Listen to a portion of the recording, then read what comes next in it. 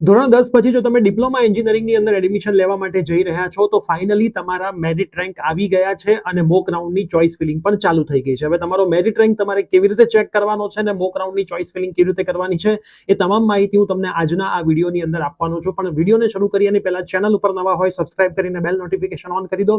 આખી ડિપ્લોમાની admission process તમને અહીંથી સમજવા મળવાની છે. તો આપણી આ જે ચેનલ પ્રિય સર વિદ્યાપીઠ છે એને સબસ્ક્રાઇબ કરી દો અને તમારા એ મિત્રોને શેર કરો જે ધોરણ 10 પછી ડિપ્લોમાની અંદર એડમિશન લેવા માટે જઈ રહ્યા હોય. તો યસ દોસ્તો, મારું નામ છે પ્રિયેશ પટેલ. આપ સર્વેનું ખૂબ ખૂબ હાર્દિક સ્વાગત છે પ્રિય સર વિદ્યાપીઠ પ્લેટફોર્મની ઉપર. સાથે સાથે ડિપ્લોમાના ફર્સ્ટ સેમિસ્ટરના જે કોર્સિસ છે એ આપણે લોન્ચ કરી દીધા છે આપણા પ્લેટફોર્મ ઉપર. તો ખાસ લાઈવ સેક્શનમાં જઈને diploma semester 1 mega course launching ખાસ ચેક કરજો. આપણું એક પ્લેટફોર્મ એ ગુજરાતનું એન્જિનિયરિંગનું નંબર 1 પ્લેટફોર્મ છે. ડિગ્રી, ડિપ્લોમા અને ડીડી સેટ એટલે ડિપ્લોમાથી ડિગ્રીમાં જવા માટે તમારે એક એક્ઝામ આવશે એના માટે. તો ખાસ આપણા ચેનલ પર બનેલા રહેશો તો તમારી ડિપ્લોમાની તૈયારી, ડિપ્લોમાથી ડિગ્રીની કોમન એન્ટ્રન્સ ટેસ્ટની તૈયારી અને ડિગ્રીની તૈયારી પણ આપણા જ પ્લેટફોર્મ પરથી તમે સરસ રીતે કરી શકશો. તો આ વિડીયો ખાસ જોજો, લિંક ડિસ્ક્રિપ્શનમાં મૂકી દઈશું. સૌથી પહેલા તો એસીપીડીસીની વેબસાઇટમાં તમારે જવાનું, click here for common registration click કરીને તમારો આઈડી પાસવર્ડ નાખીને તમારે લોગિન કરવાનું. તમે લોગિન કરશો એટલે આ રીતની પ્રોફાઇલ તમારી ઓપન થશે.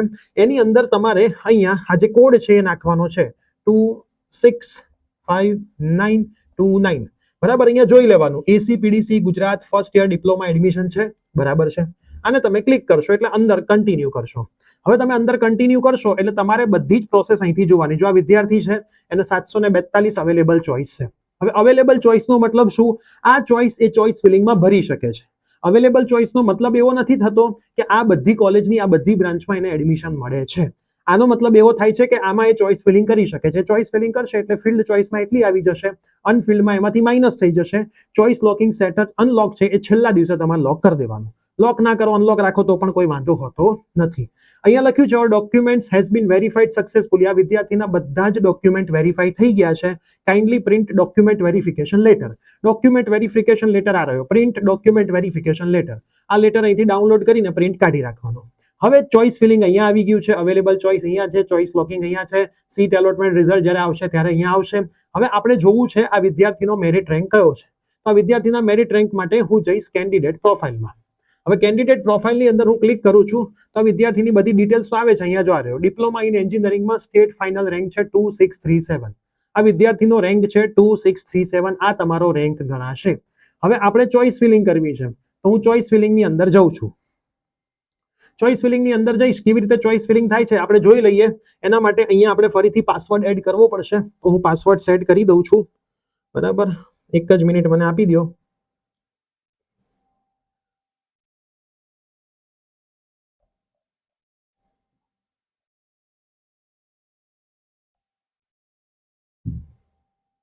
તમે તમારા પાસવર્ડથી અંદર જશો. હવે પાસવર્ડથી તમે અંદર જશો એટલે સમજો કઈ કઈ વસ્તુ અહીંયા લખી છે.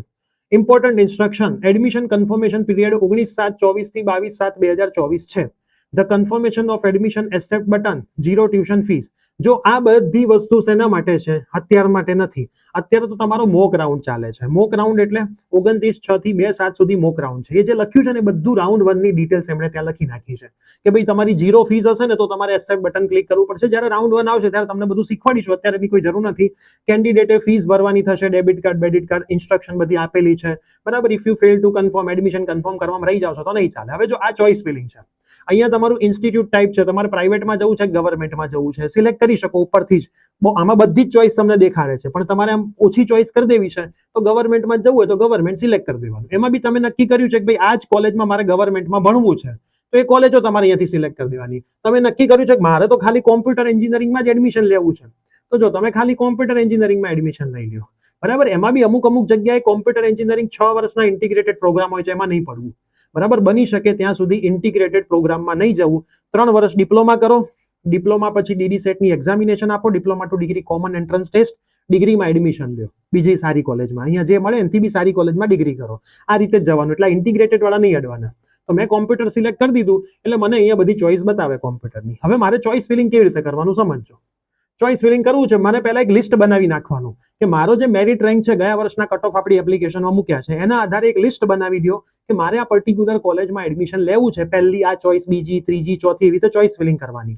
ચોઇસ ફિલિંગમાં માન લો તમે 20 કોલેજ નાખો છો, આમ તો કોઈ નિયમ નથી કોલેજ નાખવાનો, તમે તમારે જેટલી કોલેજ નાખવી એટલી નાખી શકો, પણ કોમ્પ્યુટર ચેક કેવી રીતે કરશે એ હું તમને બતાવું. માન લો અત્યારે તો એમને રેન્ડમ નાખી દઉં છું, આ વિદ્યાર્થીનું છે, પછી હું ડિલીટ મારી દઈશ, બરાબર. આવી રીતે મેં કોલેજ નાખ્યું. હવે આમાં મને એવું લાગે કે આ 3 નંબરની ઉપર કરવું છે તો અપ કરી દો, 3 ઉપર આવી ગઈ, 2 નંબર ઉપર. હવે કોમ્પ્યુટર ચેક કેવી રીતે કરશે? ગમે તેટલી આ બાજુ જેટલી દેખાડે છે તમે બધી જ નાખી શકો, બધી જ બ્રાન્ચ, એક કોલેજની બધી બ્રાન્ચ તમે નાખી શકો, બધા જ નિયમો છે. જેને TFWS યસ કર્યો છે અને TFWS વાળી સીટો અહીંયા TFWS લખેલું દેખાશે, એ પ્રમાણે એને TFWS એડ કરવાની. હવે મિત્રો કોમ્પ્યુટર કેવી રીતે ચેક કરશે એ હું તમને થોડુંક સમજાવું. કોમ્પ્યુટર શું ચેક કરશે? આ પહેલી કોલેજમાં એડમિશન મળે છે, જો મળતું હશે તો આપી દેશે, બીજી ચેક કરવા નહીં જાય. તો તમે ચોઇસ ફિલિંગ એવી રીતે કરજો, સૌથી વધારે ઈચ્છા જવાની છે પહેલી, એના પછી થોડી ઓછી, 100% ઈચ્છા વાળી પહેલી, 99% વાળી બીજા નંબર પર, 98% વાળી ત્રીજા નંબર પર, 97% વાળી ચોથા નંબર પર, એવી રીતે રાખવાનું.